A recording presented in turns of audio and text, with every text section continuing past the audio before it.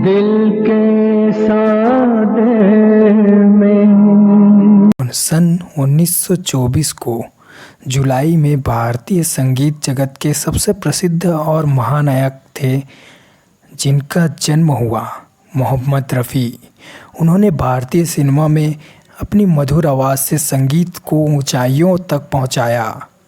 रफ़ी साहब को उनकी गायिका के लिए केवल भारत में ही नहीं बल्कि दुनिया भर में सराहा गया। मोहम्मद रफ़ी का जन्म पंजाब के अमृतसर ज़िले में कोटला गांव में हुआ था। उनके पिता का नाम हाजी अली मोहम्मद था। रफ़ी साहब को संगीत बहुत पसंद था। संगीत के लिए उनके जुनून को देखकर बहुत सारे आदमी दंग रह गए और उनके गानों में इस तरह जादू है जिसको सुनने के बाद आदमी मस्त मगन हो जाता था। रफ़ी साहब ने संगीत की शिक्षा किससे ली?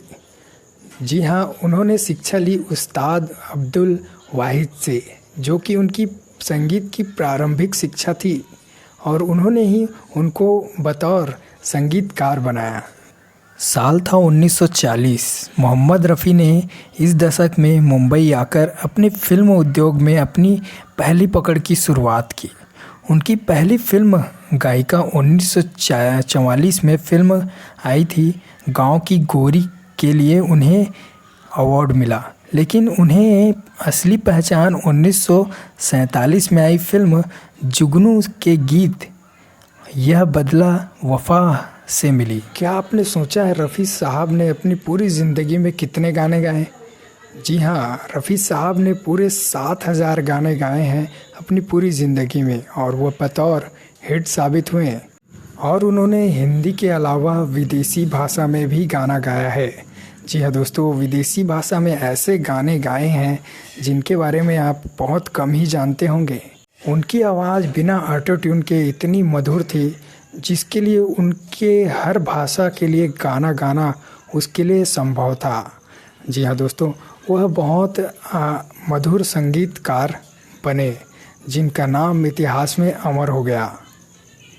उनकी आवाज़ हर जगह गूंज रही थी, चाहे वह रोमांटिक हो या गज़ल हो या देशभक्ति या अन्य फिल्मी गीत, हर जगह उनकी आवाज़ गूंजने लगी थी और उनकी आवाज़ हर जगह उपयुक्त भी थी।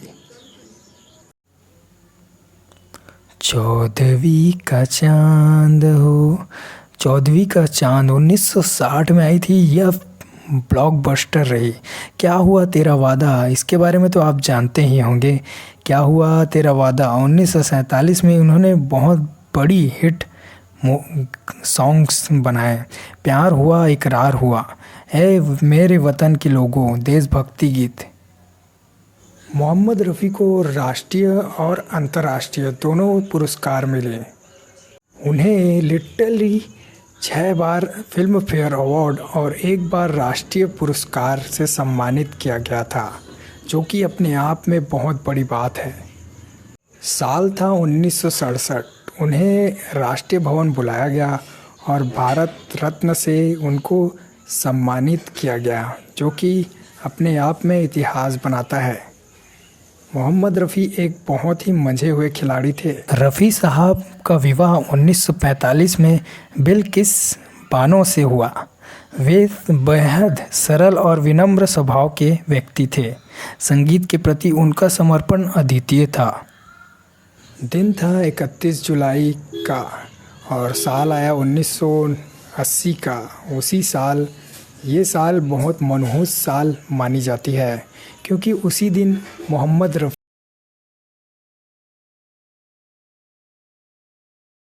का निधन हो गया। जी हाँ दोस्तों, 1980 में 31 जुलाई को मोहम्मद रफ़ी का निधन हो गया। उनकी मृत्यु के बाद बॉलीवुड में ऐसा कोई नहीं था कि उनकी जगह ले सके।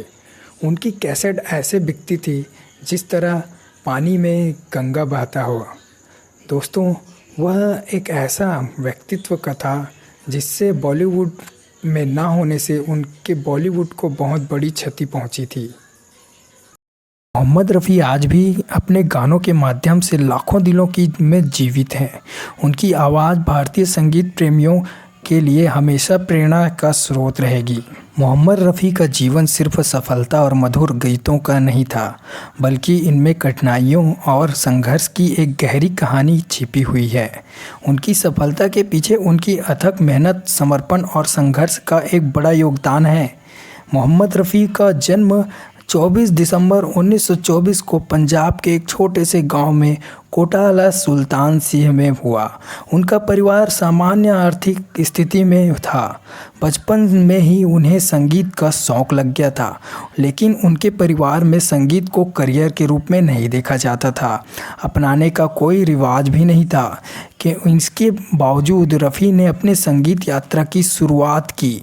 उनके संघर्ष की शुरुआत तब हुई जब वे लाहौर गए और उस्ताद अब्दुल वाहिद खान के संगीत में शामिल हुए और उनसे शिक्षा लेना शुरू किया। इस दौरान उन्हें आर्थिक तंगी का सामना करना पड़ा। वे घंटों रिहर्सल करते थे और संगीत की बारीकियों को सीखने में खुद को समर्पित कर देते थे। 1944 में मोहम्मद रफ़ी मुंबई आए, यानी कि बॉम्बे। उस टाइम 1944 में मुंबई को बॉम्बे कहा जाता था। वहाँ आए और फिल्म दुनिया में खुद को स्थापित करना आसान नहीं था। फिल्मी दुनिया बहुत ही कठिन दौर से गुजर रही थी। उस समय मोहम्मद रफ़ी को अपनी पहचान बनाना कोई आसान बात नहीं थी। उन्हें शुरुआती दिनों में छोटे स्टेज शो गाने और मौका मिलता था। छोटे गानों से उन्होंने शुरुआत की। जैसे तैसे शुरुआत करने के बाद कई बार उन्हें स्टूडियो से बाहर घंटों इंतज़ार करना पड़ता था, लेकिन इनके आत्मविश्वास और मेहनत ने उन्हें हारने का मौका ही नहीं दिया। पहली बार उन्होंने 1944 में फिल्म गाँव की गोरी में एक छोटा सा गाना गाया, लेकिन इससे उन्हें कोई ख़ास पहचान नहीं मिली। उनकी प्रतिभा को पहचानने में फिल्म इंडस्ट्री को समय लगा। कोई भी हीरा किसी को परखने से पहले उन पे समय लगता ही है। 1947 इस साल में फिल्मी जुगनू में आया गाना, यह गाना वफ़ा उनकी पहली बड़ी सफलता थी। इसके बाद उनके संघर्ष के दिन ख़त्म हो चुके थे। हालांकि उस दौर में एल सहल, किशोर कुमार और मुकेश जैसे स्थापित गायक पहले से ही मौजूद थे और फिल्म उद्योग में उनके बीच अपनी जगह बनाना रफ़ी के लिए बहुत बड़ी चुनौती थी। अगर आपने संघर्ष से बड़ा कोई आगे बढ़ने का मौका मिले तो आप उसे संघर्ष में बढ़ते रहना चाहिए, हार नहीं माननी चाहिए। इसे और संघर्ष के साथ साथ रफ़ी को निजी जीवन में कठिनाइयों का सामना करना पड़ा। उनकी पहला विवाह असफल रहा और इसके बाद उन्होंने बिल्किस बानो से शादी की। इसके बावजूद उन्होंने कभी अपने काम पर इसका असर पड़ने नहीं दिया। 1960 के दशक में किशोर कुमार के उदय के कारण रफ़ी को काम के अवसर में कमी होने लगी, लेकिन उन्होंने अपने कौशल को और निखारा और अपने अनोखे अंदाज से इंडस्ट्री में अपनी जगह बनाई। मोहम्मद रफ़ी ने अपने संघर्षपूर्ण दिनों में यह सीखा कि मेहनत और समर्पण से हर मुश्किल को पार किया जा सकता है। उनकी जीवन इस बात का उदाहरण है कि कठिनाइयों के बावजूद यदि इंसान अपने सपने पर डटा रहे तो सफलता अवश्य मिलता है।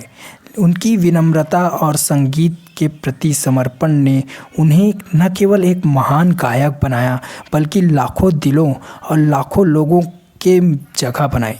उनके संघर्ष की कहानी आज भी हमें प्रेरणा देती है। दोस्तों, काम करना ज़रूरी है और काम से मेहनत भी करना ज़रूरी होता है। मेहनत करते करते आगे ही बढ़ते हैं और संघर्ष में हर प्रकार की कठिनाइयाँ आती है। जिस प्रकार मोहम्मद रफ़ी अपने आप को निखारते हैं, उसी तरह आप भी निखार सकते हैं और हमें भी निखरने का मौका दे सकते हैं। बस एक सब्सक्राइब आपका और हमारा चैनल ग्रो हो सकता है। एक लाइक और वीडियो अच्छा लगे तो शेयर भी कर सकते हैं। तो चलिए मिलते हैं ऐसे ही रोचक और दिलचस्प बायोग्राफी लेके नेक्स्ट वीडियो में। आज के लिए धन्यवाद। और हमारा क्रिएटिविटी आपको कैसा लगा हमें कमेंट करके ज़रूर बताइए।